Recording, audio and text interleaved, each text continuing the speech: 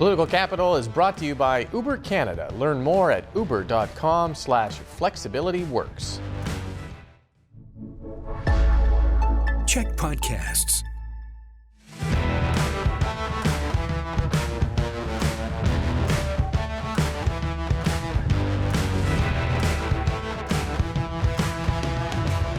Hey everyone, and welcome to Political Capital, your source for all the latest in BC politics. I'm your host, Rob Shaw. Thank you for joining us. Thanks to our friends at Uber Canada for sponsoring the show, helping to keep it free, as always, each and every week. Lots to talk about. An ejection from the BC NDP caucus. You don't see that very often. Massive SOGI protests. It's UBCM week and much more. We'll bring in the pod squad to break it all down. You know them from each and every week. Jillian Oliver, Jeff Ferrier, and Allie Blades. Thank you all for being here. Jeff, the hunt for your beard continues. Baby-faced, smooth as a baby's bottom. Look at that. You look like you're 25 years old. Lots of commentary on your beard. Yeah, I still haven't found it. I've heard some rumors online that it's in the woods somewhere. That's right. So we'll keep the lookout, and if folks find it somewhere, please let me know. Okay, well, we'll keep on that. But let us begin with news that really, I think, caught everyone by surprise, because you don't see this often, especially in the governing party.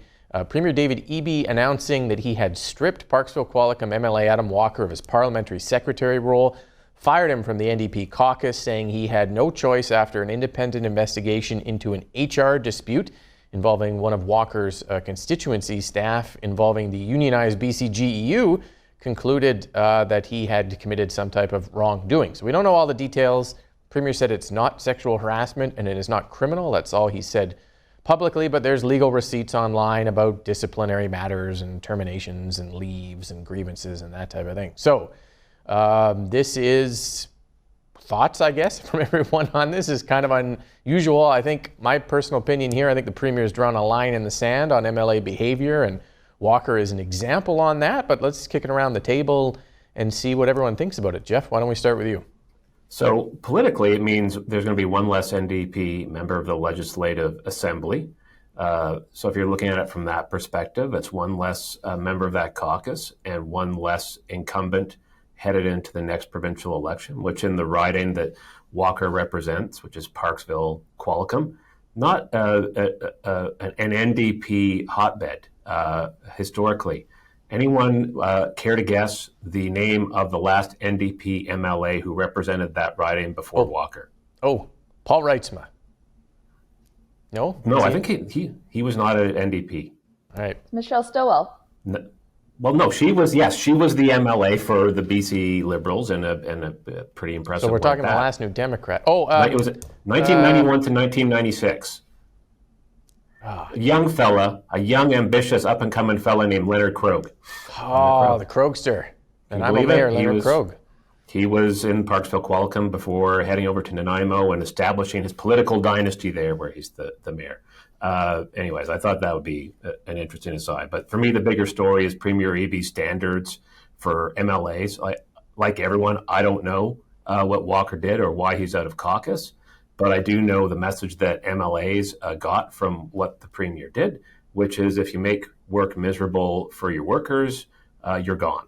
And I think that's a good standard. It's one that responds to a situation that can exist in all parties and has over time. And I'd love to see the same standard extended through all caucuses, all parties, and every legislature and parliament in the country.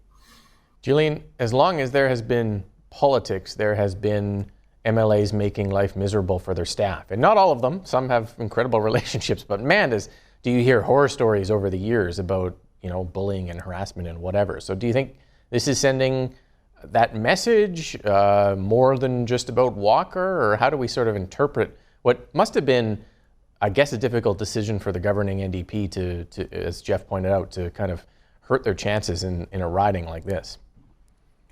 Yeah, I think it is a shift from what we've seen. And I used to be a legislative staffer. This kind of stuff definitely saw a lot of it get swept under the rug for political reasons. I think that there's been, we've seen a broader societal shift about what is acceptable in workplaces, more awareness about mental health, some of the longer term ramifications, I think, from the Me Too movement. The Premier said, obviously, this wasn't a sexual harassment case, but I think more of a cultural understanding of what abuse of power looks like and how harmful and unacceptable that is. And then I also think, younger staff with more expectations for how, they're going to be treated in a workplace, which is really awesome and healthy. And it's a tough time to recruit staff and retain staff right now, especially in politics. These jobs are hard, even if you're not being abused by your boss. So I think that might have played into it a little bit with, the Premier looking at that sort of landscape as well, and sort of just how valuable it is to be able to retain good staff over the long term. I also think, yes, this was a swing riding that the NDP won, but I think Walker is also in a lot of ways relatively politically low risk. They've got quite a cushy majority. He wasn't a minister and he wasn't a longstanding MLA with, really those sort of like long-term ties to the party that can be harder to sort of untangle. I think, a real test will be if a situation like this comes up and it's somebody who's a little bit more, carries a little bit more political clout. But I think, it is a really great precedent to set. And I agree with Jeff, an example that everybody should follow. That is the question, I think, Allie. Well, what happens if it's someone who the governing party really cares about, a front bench cabinet minister? And God knows we've heard horror stories of cabinet ministers from all parties over the years and their political staff and the way that they often get treated. Has David Eby set a standard here that may come back to bite him in a way if it has to be applied to people who are more important in his cabinet? No, I don't think so. But let's go back to why we think this is interesting story in the first place. And that's because it's scandalous, right? And it's like a scandalous reality TV show that continues to unfold in politics at all levels and all over the world. But it doesn't have to be. And Rob, you wrote a really great article about this and the line in the sand. And it really just comes back to those HR issues. Imagine political leaders all across the world don't have HR standards, but hairdressers do. There are colleges for other professions that hold them to a standard, but politicians don't, for a number of reasons, which both Jeff and Jillian pointed out. Pardon me. And so we've talked about this with the Melanie Mark issue, and now we're talking about it again. It continues to be this culture that perpetuates in politics, and it's completely unnecessary. And the Melanie Mark issue was a little while ago, and there still hasn't been action on it. And so I appreciate that with these HR issues, that there's a little bit of a privacy component to it, and we can't really figure out what's exactly went wrong.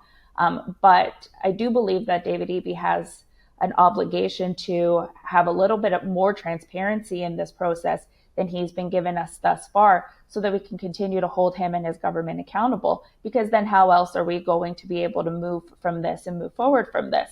If the House of Commons can come up with a 1 million page document on how to return to work on a hybrid model very quickly, then we can certainly put together an HR package for our legislature in order for this never to happen again. Mm-hmm.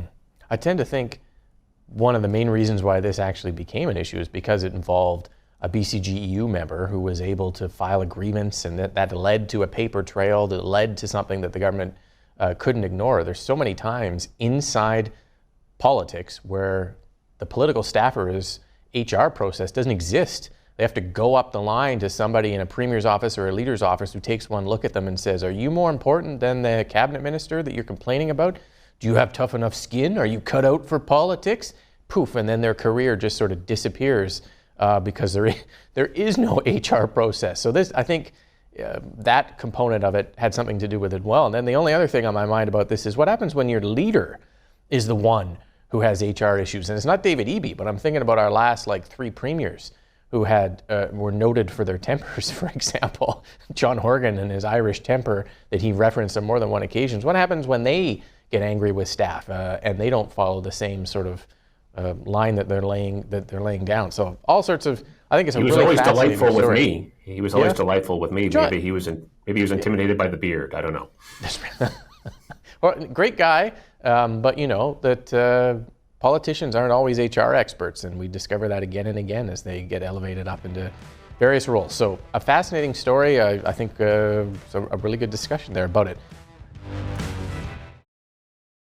Let's move on to the next topic, which is protests that happened across the province and country this week against SOGI, which is the sexual orientation and gender identity learning modules in schools designed to help prevent bullying and encourage kids to be comfortable with their gender identities. But protesters say it indoctrinates kids into an LGBTQ TS plus lifestyle.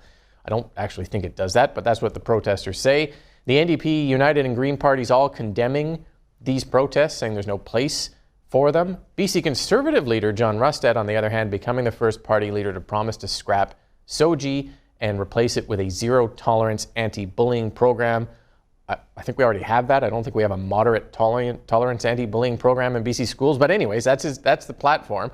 Battle lines drawn here politically on SOGI, I guess. Allie, let's stay with you on this. What do you think of the Conservative position and the response to the SOGI protests? So why are we having this conversation in the first place? I think that's an important note to make right off the bat, and that's because these conversations were happening in New Brunswick and in Saskatchewan, and now it has come knocking on the door of BC. And you know, I know that these protests were happening all across the country, but it's particularly important in BC because the protests were representing a place where we don't want necessarily to change anything, or potentially for the other half to change things. And so there's that component, that there are other jurisdictions talking about it, and now it's come to us in BC.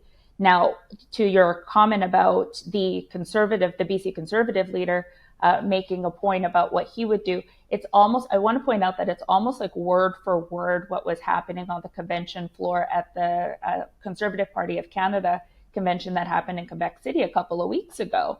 And so the difference between the provincial leader, John Rustad, and Pierre Poilievre, the federal leader of the federal Conservative Party, again, not associated any way whatsoever, but they do have overlap in membership, is that John Rustad actually said that he would do it, rather than at the CPC convention floor, where these were members that were putting it forward for consideration of the leader.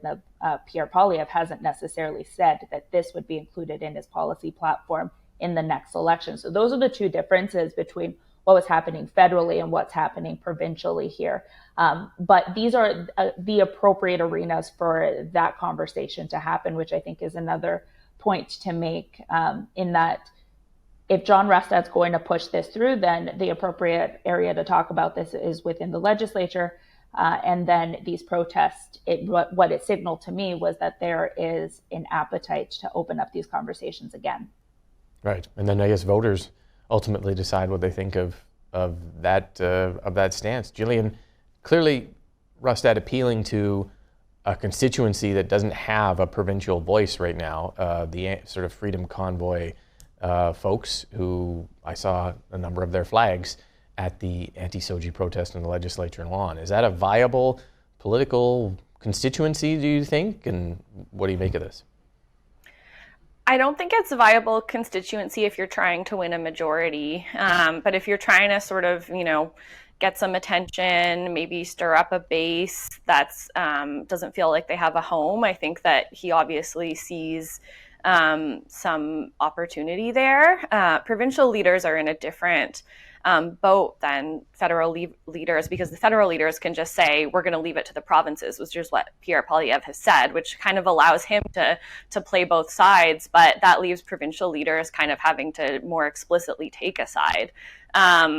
SOGI was a policy that was put in under Christy Clark by the Liberals. I think, thinking about this, I think she sort of stands out as a really unique leader of that coalition, where social progressive issues were something that was really important to her personally, and she made a priority of her leadership. I don't think you see that same thing with subsequent leaders, even, with the BC United coming out with an official statement from the party in support of SOGI. You saw Kevin Falcon kind of try to straddle the line a little bit, saying that the protesters had legitimate concerns, refusing to answer about whether he would pass a policy that requires parents to give consents if their children want to change their name or pronouns at school. And I think, it's not an issue that's going away. And I think John Rustad sees it as a wedge where he can try to siphon some more of that support that he's been going after from his former colleagues in BC United. And because there's this conversation, like Allie said, happening in other provinces and at the federal level, it's not going away. So it's going to be interesting to see where it ends up by the next election. Yeah, that's a good point. I think Christy Clark was more socially progressive, but she also had power to bring the caucus into line. And the only thing that you don't have in opposition is power. And so whether Falcon's unable to sort of do that, but he duffed his first answer. There's no doubt about that, and landed himself in the glue and had to take 2 other tries to be more coherent on where he stands, but eventually got to the point where he said BC United would not change SOGI if they came in. Jeff, what do you make of all this? Yeah, I know. John Rustad's position is going to put vulnerable kids at risk. It's the wrong position, and I am glad that Premier Eby came out and showed some leadership on this. I am glad that Sonia Furstenau, the Green leader, came out of the gate and showed some leadership on this.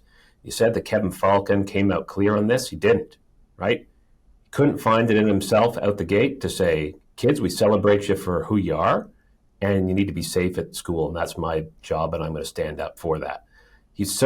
Kevin Falcon's so afraid of John Rustad and the Conservatives eating into his support that he had to find a way to dog whistle to the bullies on the right side that Rustad is making inroads with. And it's, legitimate concerns of the people at the protest. Parents should be informed. This isn't about informed, right? Parents are already informed. I'm a parent. I get letters from the school letting me know about everything that's going on. I get newsletters. There's parent information nights. There's one-on-one conversations with teachers. Parents are informed. This is really about people wanting to bully and control vulnerable kids. And that Kevin Falcon figured that he needed to find a way to pander to those bullies instead of standing up for the bullied kids who are at risk. For me, that tells me all I need to know about Falcon's political leadership and why this guy has no business being premier. I'm sorry if I'm being flinty. I'm sorry if I'm being a little bit angry, but the way he behaved this week makes me angry. To be fair, he did say that he misheard the original question, which led to it was a call-in line and a really bad call-in line, and which led to that, some parents have some legitimate concerns answer. His subsequent answers were a little more clear. I don't think they go all the way, Jeff, that you were looking for. They do talk more about wanting to make sure that everyone in school is safe, and he said in interviews that United would not change SOGI, and they're proud of SOGI. But he did cause confusion, and he did, I think, miss an opportunity to be clear. And you don't always get second and third chances in politics to answer questions, and you're right. So fair enough. I think that's a fair criticism there too. Let's do one more topic here, because it was the Union of BC Municipalities Week. All the local politicians across the province gather, push the provincial government on key issues. Not surprisingly, housing, healthcare, affordability, public safety, what we think will be the ballot box issues in the next provincial election, all major topics there. Premier Eby ending the week with a speech that offered a little bit of money on housing approvals and local fire in a rural village, nothing rural strategy, but nothing huge, I don't think, in terms of new announcements. Let's get your take, each of you, on what you thought stood out from UBCM. Jillian? There was a whole bunch of stuff. I'm just going to focus on one thing that was interesting. I wasn't there, so I was kind of just looking to see if we got any hints from ministers about what's coming. And I thought the housing minister, Kalon, made some interesting comments about regulating short-term rentals. We've been expecting legislation, but we don't know what that's going to look like this fall. It follows a report from McGill University that found 20% of the rent increases that people in BC have been seeing can be attributed to short-term rentals, seeing short-term rentals increase by 20% year over year just in the last year alone, when there's already a lot of them. and other jurisdictions like New York City coming in with really harsh, strong regulations to limit the availability of short-term rentals. So I think, the minister sort of implied that the province is going to be looking to take back a little bit of control from local governments. That's a little bit different from what they've been asking for, which is sort of more resources and more of their own authority to regulate them in their own communities. So I think that just kind of raises the stakes a little bit on that legislation and what it's going to look like. And it's going to be one to watch in the next couple of months, I think. Yeah, for sure. Jeff and Allie, we're running short on time, 30 seconds each, and then we'll pick up more in the podcast edition. Jeff? Sure. No, sorry, Rob, I missed your question because I was on my phone playing Candy Crush, and I missed the question. Just like all the mayors and councillors at Kevin Falcon's UBCM speech. You are spicy this week, Jeff. I'm spicy. Look at Wow. To me, UBCM is a lot like Seinfeld. If you want to be entertained, it's great. It's a hotbed for networking and socializing and selfies, and it's also the high watermark for anti-hangover medication sales. So Alka-Seltzer and Tylenol folks are pretty happy about it. And it's a fine thing for local government officials and provincial officials to talk and have conversations. But, my looking at UBCM this week, when it came to substance and concrete outcomes, it was a show about nothing. Okay. Allie, quickly. So I did attend, and I asked a ton of counselors, mayor and counselors, like, what's your biggest issue? Like, what is the biggest goal that you have for this week? I was met with a ton of this look of absolute dread. And that's mostly because when the issues are just so big that the municipalities in their limited jurisdiction can't be the ones to fix the overall problem. It's like you're spending an entire week doing all of this advocacy work and trying to get the audience of the minister and the premier and the ministers rather. It's a slog of work, and I hope we can get into a little bit more on the podcast. But it was just so that the issues are too big. Yeah. Okay. That's a good reminder to, if you're watching us on YouTube or CHEK TV, to subscribe to the podcast edition where we have more content. Thank you to the panel for being here this week, and thank you to you for watching. We'll be back next week with all the latest in BC politics here on Political Capital. Political Capital is brought to you by Uber Canada. Learn more at uber.com/flexibilityworks.